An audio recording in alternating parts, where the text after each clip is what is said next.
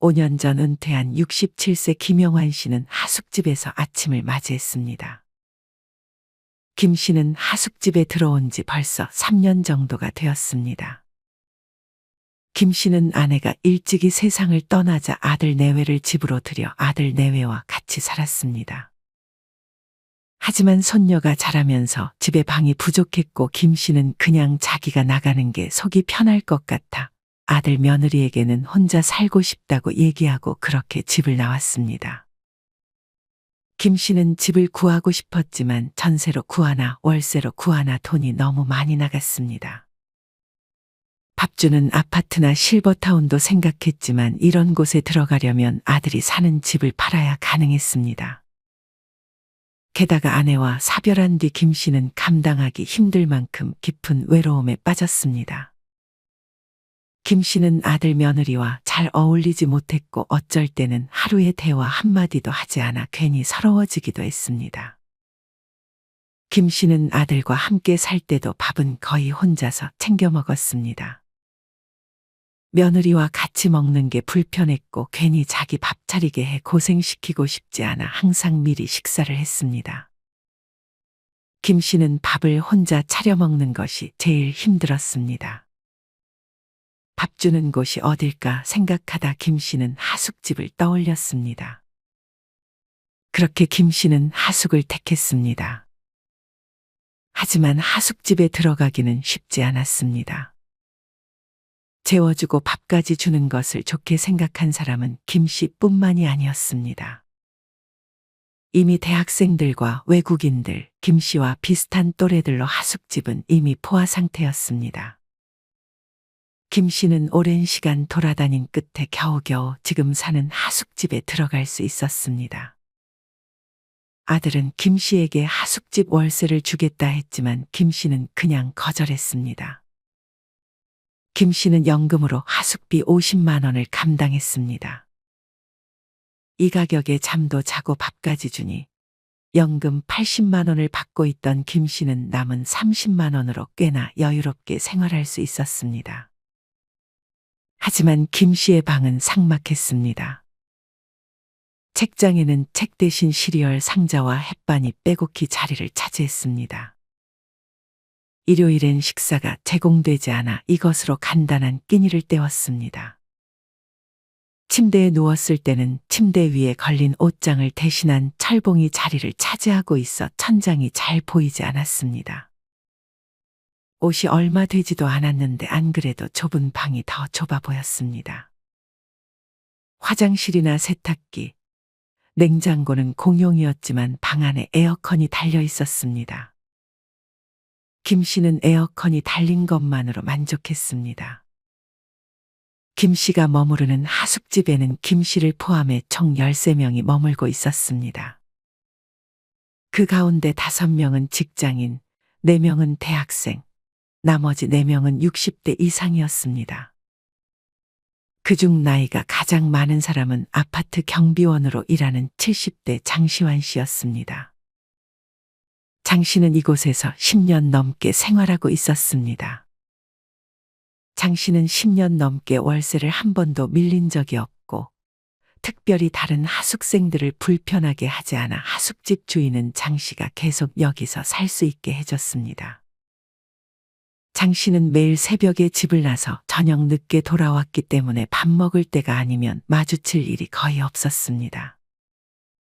장 씨는 쉬는 날이 되면 거의 잠만 청했습니다. 대체로 이곳 하숙집의 분위기를 잡아주는 건 30대와 40대 직장인들이었습니다. 김 씨와 장 씨를 비롯한 60대들은 방에서 잘 나오지 않았습니다. 김 씨는 여기 들어온 지 벌써 3년이 지났음에도 장 씨와 제대로 된 대화를 나눈 적이 없었습니다. 김 씨는 이곳 사람들과 그래도 대화도 하며 나름 가까워졌지만 이름을 물어보거나 무슨 일을 하는지, 어떤 사연이 있는지는 물어보지 않았습니다. 여기서는 그런 개인적인 것들을 물어보지 않는 것이 암묵적인 규칙이 되었습니다. 김 씨는 사실 젊은 시절 하숙집에서 지내본 경험이 있었습니다. 하지만 예전 하숙집과 지금의 하숙집은 분위기가 많이 달랐습니다. 그 당시에는 다 젊은 친구들이었고 서로 아주 친했습니다. 이때 하숙집은 대학생들의 전유물이었습니다. 저렴한 가격에 따뜻한 집밥까지 제공이 되니 고시생이나 지방에서 올라온 대학생들에게는 이만한 선택지가 없었습니다. 이때는 하숙집마다 적게는 7명, 많게는 30명이 넘는 곳도 있었습니다. 김 씨는 그 당시 친했던 하숙집 단짝 친구를 간만에 떠올렸습니다. 그때는 식사할 때가 되면 모두 둘러앉아 같이 이야기를 나눴습니다. 그땐 핸드폰이나 그런 것도 없어 지금처럼 밥 먹을 때 핸드폰을 보며 식사하지 않았고 다 같이 모여서 TV를 보기도 했습니다. 어떤 친구는 하숙비로 백미 30kg을 가져오기도 했고, 하숙집 주인은 대학생들을 깨워주고 아프면 약도 사다 주며 부모님의 역할을 대신 해주기도 했습니다. 학교 늦겠다. 어서 와 밥 먹어. 아줌마, 오늘 반찬이 너무 좋아요. 자고 일어나면 밥상이 딱 차려져 있는 것이 김 씨는 제일 좋았습니다. 김 씨는 하숙할 당시 하루 세끼 상다리가 휘어지게 차려주던 정많은 아주머니를 떠올렸습니다. 지금은 아마 80 후반의 나이가 됐을 것이라며 만수무강 하시길 기원했습니다. 당시만 해도 하숙집에 어르신은 없었습니다. 김 씨의 기억으로는 외환위기 때도 하숙하는 어르신을 본 기억이 없었습니다. 하지만 노인 하숙생이 늘어나기 시작한 것은 2003년, 2004년 정도였고 2008년 금융위기가 터지면서 이때부터 눈에 띄게 노인들이 늘었습니다. 김 씨는 이날 늦은 아침을 먹었습니다. 다들 먹고 학교를 가거나 출근했는지 주방은 썰렁했습니다. 그래도 김 씨는 여기에 살며 서로 얘기는 많이 안 하더라도 사람 냄새 맡을 수 있고 그림자라도 볼 수 있는 이곳이 좋았습니다. TV 소리도 들리고 문 여닫는 소리 하나에 김 씨는 위안을 얻기도 했습니다. 들어왔는데 누군가 사람이 안에 있으면 쓸쓸한 마음이 달래지기도 했습니다. 이날 김 씨는 볼일을 보고 저녁에 들어왔습니다. 하숙집에 들어오니 밥 짓는 냄새가 풍겨왔습니다. 이날은 직장인 한 명이 퇴소하고 새로운 젊은 대학생 한 명이 새로 들어온 날이었습니다. 다들 불편하지 않을까 새로운 대학생을 배려해 이목을 집중시키진 않았습니다. 여기 있는 60대 대부분은 젊은 사람 불편하게 말을 걸거나 이것저것 캐묻지 않았습니다. 그냥 눈 마주치면 가볍게 인사하고 자기 할 일만 하니 젊은 사람들도 별로 불편해하지 않았습니다. 하지만 다른 하숙집은 사정이 많이 다른 듯 했습니다. 다른 곳도 김 씨가 머무르는 하숙집과 마찬가지로 노인과 대학생들이 같이 사는 곳이 많았습니다. 하지만 노인이 젊은이들에게 따돌림 아닌 따돌림을 당해 하숙집에서 나가게 된 사례도 있었습니다. 하숙집 주인은 김 씨에게 옆집 하숙집에서는 60대 어르신 3분이 있었지만 지금은 다 나갔다며 젊은 친구들은 어르신들이 말을 거는 것을 불편하고 귀찮게 생각한다고 조언했습니다. 원래 굳이 말을 걸진 않았지만 김 씨는 더욱 조심해야겠다고 생각했습니다.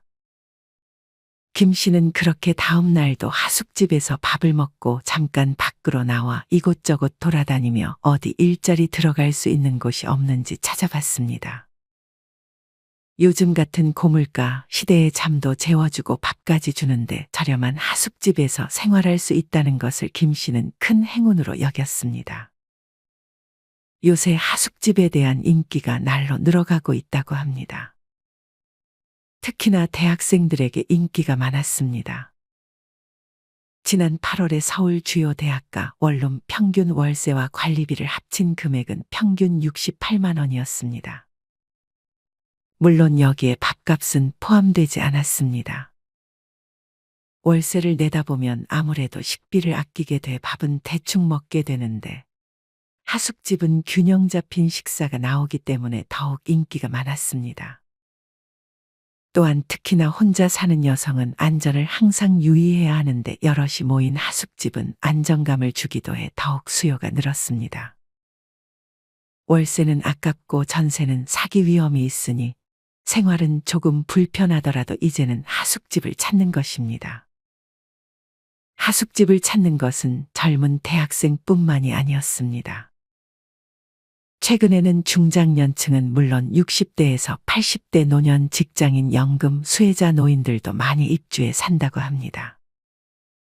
원룸은 돈도 많이 들 뿐 아니라 혼자 모든 것을 해결해야 하니 외롭고 쓸쓸했기 때문입니다. 하숙집은 적어도 사람이 살아 덜 외롭고 밥도 해결할 수 있으니 혼자 사는 것보다는 100번 나았습니다. 요새는 독거 청년과 독거 노인이 폭발적으로 증가하고 있습니다. 행정안전부 통계에 따르면 전국의 1인 가구는 1,005만 8,348가구로 전체 가구의 약 42%를 차지했습니다. 1인 가구 70%는 2030 청년들이 32%, 60대 이상이 38%를 차지했습니다. 젊은 청년들뿐 아니라 저렴하고 덜 외로운 하숙집은 중노년층에게도 인기가 있을 수밖에 없습니다. 사실 하숙집이 값싼 이유 중 하나는 하숙집 주인의 배려심이 녹아있는 경우가 많습니다. 서울에서 하숙집을 운영하는 어느 주인은 5년 전부터 지금까지 학생들의 주머니 사정을 생각해 가격을 단 한 번도 올리지 않았다고 합니다. 하숙비를 45만 원 받고 있는데 아침, 저녁 식사까지 차려주다 보면 하숙집을 운영해도 남는 게 없다고 말했습니다. 만약 저렴한 하숙집에 살고 계시거나 앞으로 살게 된다면 하숙집 주인에게 감사 인사를 한 번쯤은 전해주면 좋을 것 같다는 생각이 듭니다. 하숙집은 단순히 잠만 자는 곳이라기보다는 진짜 집 같은 따뜻한 경험을 할 수 있다고 하숙생들은 입을 모아 말합니다. 그래서 점점 개인화되고 혼자 사는 것이 당연해져 가는 시대에서 예전에 핸드폰이 없던 시절, 우리 모두 함께 사는 그 시절 그때로 돌아가는 느낌을 주는 하숙집의 부활이 마냥 반갑게 느껴지는 것 같습니다. 이런 하숙집이 좀 더 많이 생겨 젊은 사람뿐만 아니라 중노년층에게도 좋은 선택지 중 하나가 되었으면 좋겠습니다. 이상으로 오늘의 영상을 마치겠습니다. 우리 모든 구독자분들의 행복한 여생을 응원합니다. 다음에 더 좋은 내용으로 찾아뵙겠습니다. 감사합니다.